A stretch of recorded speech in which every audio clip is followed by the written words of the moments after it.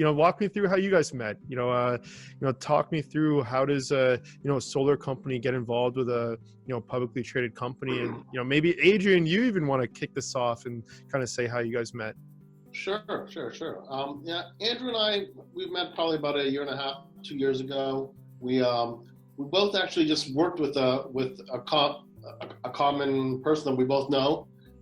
We both contracted work with this person, and Andrew is very, as you see, very personable, very down to earth person, the kind of person you want on your team.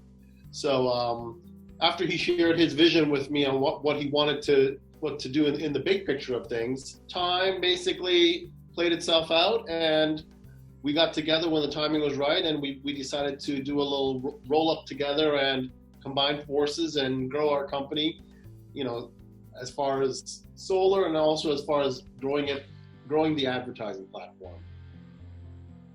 Yeah, so now walk me through, I guess. So obviously you see some ways you can help him, he comes to you. Walk me through, Andrew, what made you say, okay, joining DNA makes sense?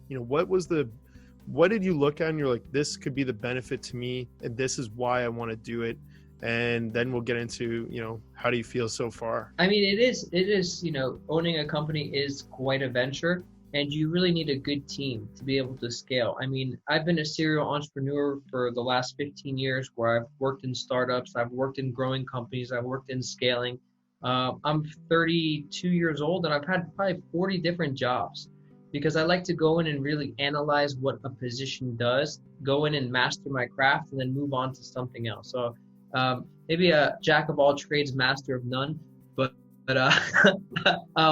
what I really was hoping for with doing this process is I'm looking to expand on a nationwide level. We want to be able to offer solar to homeowners across the country.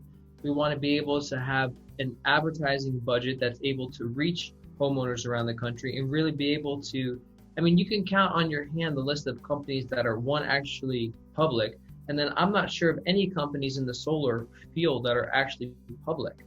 So this is a really something that is very unique for us. It gives us a strong dynamic to be able to give a value proposition to homeowners and customers, and also to the ability to be able to raise money to help people save more money. And really, we're able to expand at a much faster rate than I would be able to if I was at this alone.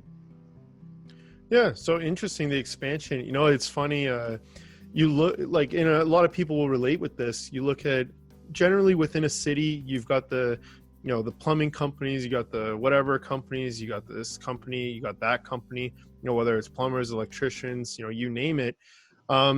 And really, they kind of just exist within that city. You don't see them elsewhere. It's very rare that you see like the franchise of, solar or franchise of whatever. So curious, is that kind of your outlook? You're not just looking to be in Fort Lauderdale. You're looking to, how do I get to the next level?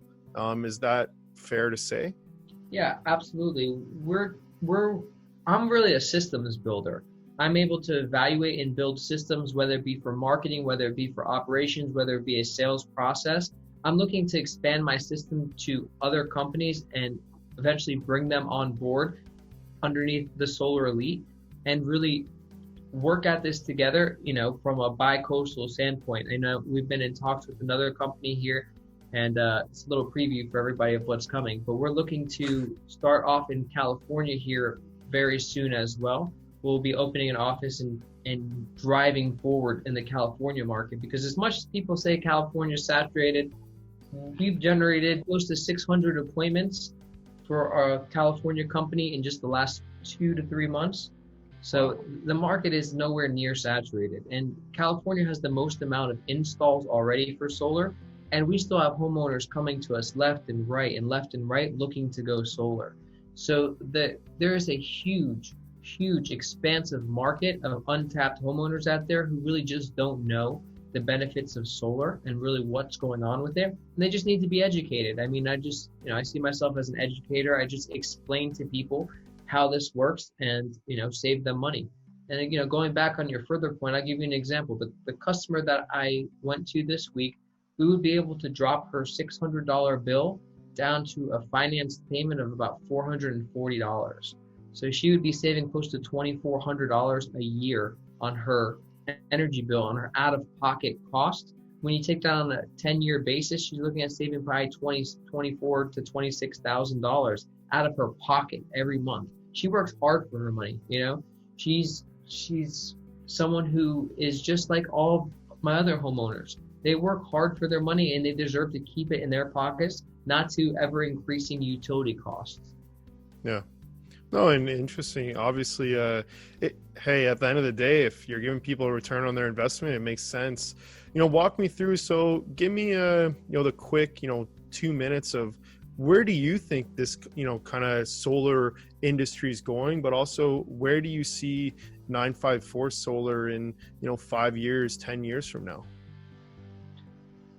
We're just going to continue to expand nationwide. Right now, we've forged relationships with installers. We're in about 26 different states where we have installation capacity, because really that's just the basis.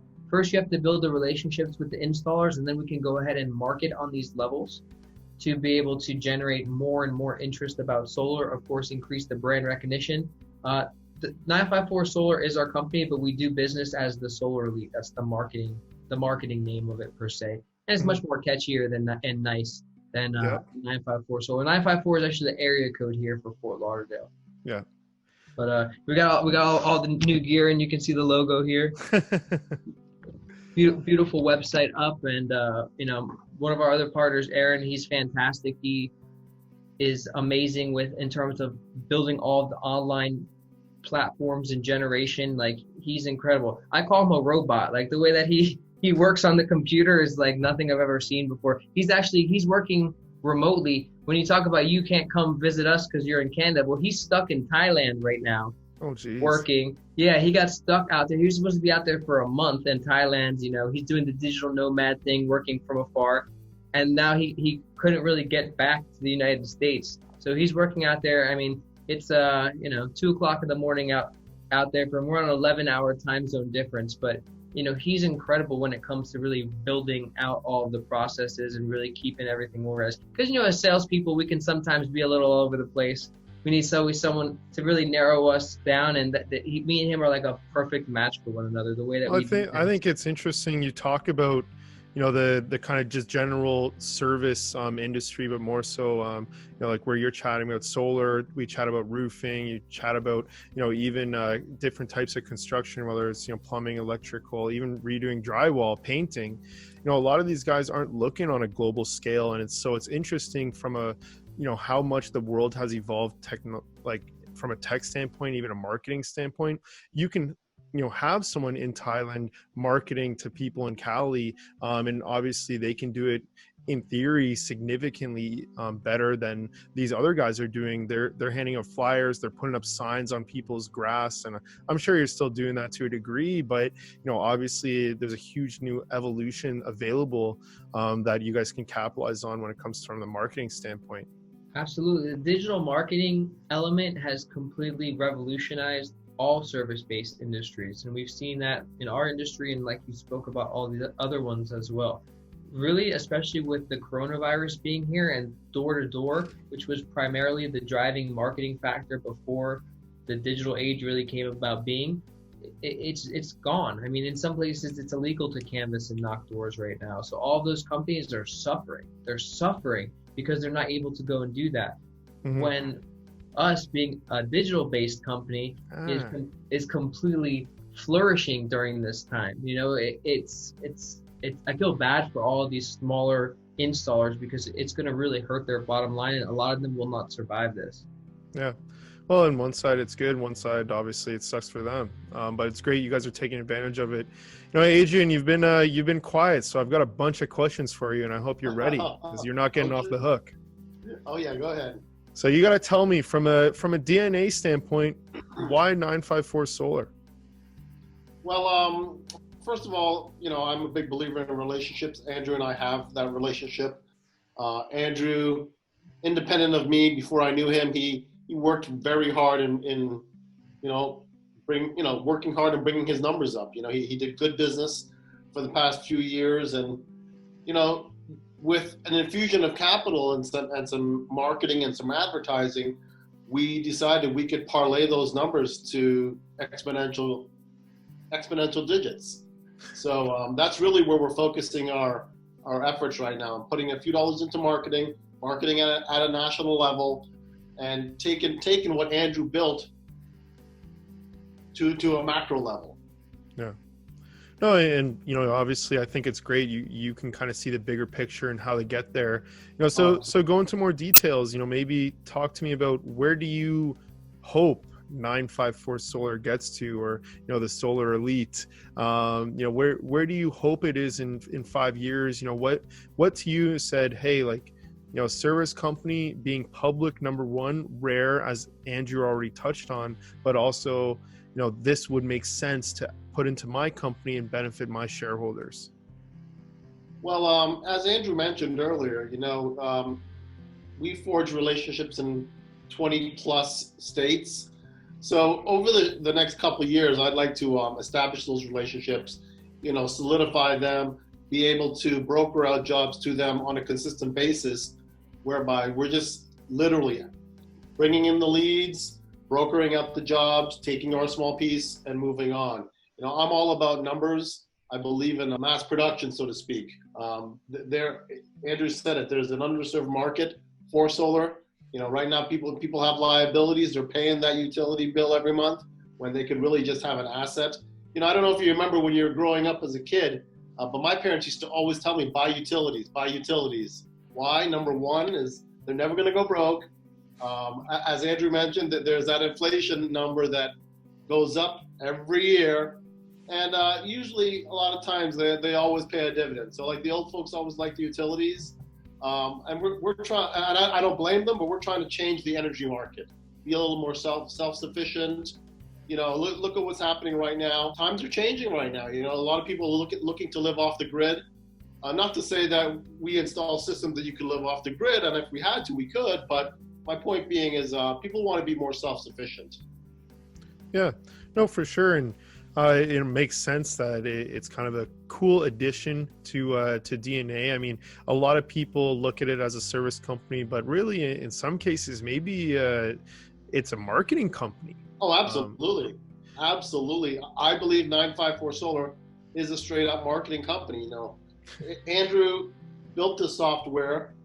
He can scale it at any given point to whatever degree. And it can actually be utilized to any other business.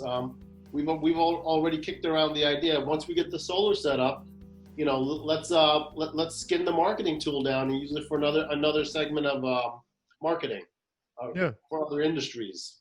So it's definitely a marketing play.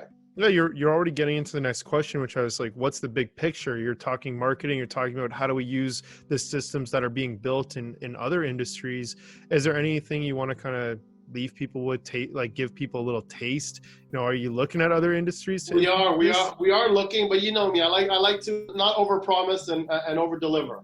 I would like to see the solar get up and running to the point where where our boardroom, we have a nice office here. It has space, but I'd like to upgrade to a larger office with a boardroom full of reps, that we're just bringing in leads every day. So I think, you got to tailor your first craft before you try to get yourself into something else. So I think with the solar clients that we've built, the relationships that we're forging, I think we're going to have a very full plate. There are, what I can tell you is this, and Andrew and I, we've talked about it a lot. With the legalization of marijuana right around the corner, we believe at the federal level it's coming. Okay, it's going to be decriminalized. Think about all these operations on the West Coast, actually even Florida here now.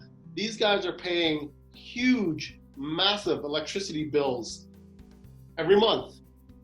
Now, if I could go into an establishment and sell them a commercial solar panel system where, again, we've turned that liability into now an asset and probably chop that electricity bill by a very large number. I would even say, based on a financing model, chopped it in half, let's say. I think there's a lot of work to be done, lots of work to be done. and we've actually been in talks with several people in the marijuana business, and it's just a matter of time before we land that one nice commercial contract and start executing, because that's where I'd like to focus our solar efforts.